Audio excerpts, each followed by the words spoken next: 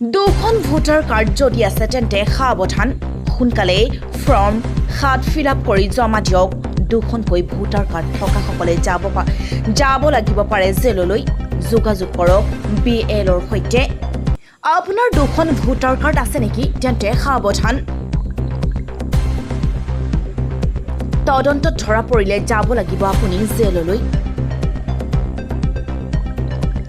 দুখনকৈ voter card যদি এখন ভুৱা বুলি ধৰা পৰে তেন্তে লগে লগে জেল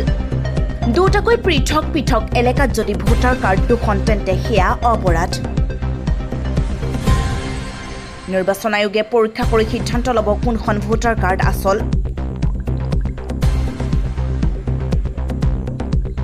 EPIC নাম্বাৰ পৰীক্ষা কৰি সিদ্ধান্ত ল'ব নিৰ্বাচন আয়োগে পৰীক্ষাৰ পিছত ভুৱা বুলি প্ৰমাণ হয় তেন্তে জেল পৰ্যন্ত হ'ব পাৰে আপোনাৰ প্ৰথমতে সেই ব্যক্তিজনৰ বিৰুদ্ধে দাখিল কৰা হ'ব FIR ভৰিব লাগিব পাৰে জৰিমনা দুখন ভোটাৰ কাৰ্ড থকা লোক দেশত বৃহৎ সংখ্যক আছে বুলি মন্তব্য নিৰ্বাচন আয়োগৰ মিয়াই ৰাজপথ কপালেও উচ্ছেদ বন্ধ নহয় হাতত তালিকা লৈ সাজু মুখ্যমন্ত্ৰী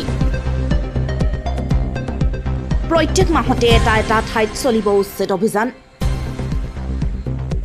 এটা দুটা শিলগুটি আমাক ভয় খুৱাব নোৱাৰে বুলি কৈছে মুখ্যমন্ত্ৰীয়ে উচ্ছেদ হ'বই কোনেও বাধা দিব নোৱাৰে আমাক নতুনকৈ কোনো লোকে যাতে দখল কৰিব নোৱাৰে তাৰ বাবে স্থানীয় ৰাইজ সচেতন হ'ব লাগিব স্থানীয় ৰাইজে প্ৰতিবাদ কৰিলে নতুন মানুহ নাহে কিন্তু ম্যাদী মাটি বিক্ৰী কৰাৰ ক্ষেত্ৰত সাৱধান হ'ব লাগিব অসমীয়া মানুহ বা ভাৰতীয় নাগৰিক এতিয়া সাজু হ'ব লাগিব মুখ্যমন্ত্ৰী হিমন্ত বিশ্ব শৰ্মাৰ ডাঙৰ মন্তব্য ৰাহুল গান্ধীক ধমক সুপ্ৰিম কোৰ্টৰ 2022ত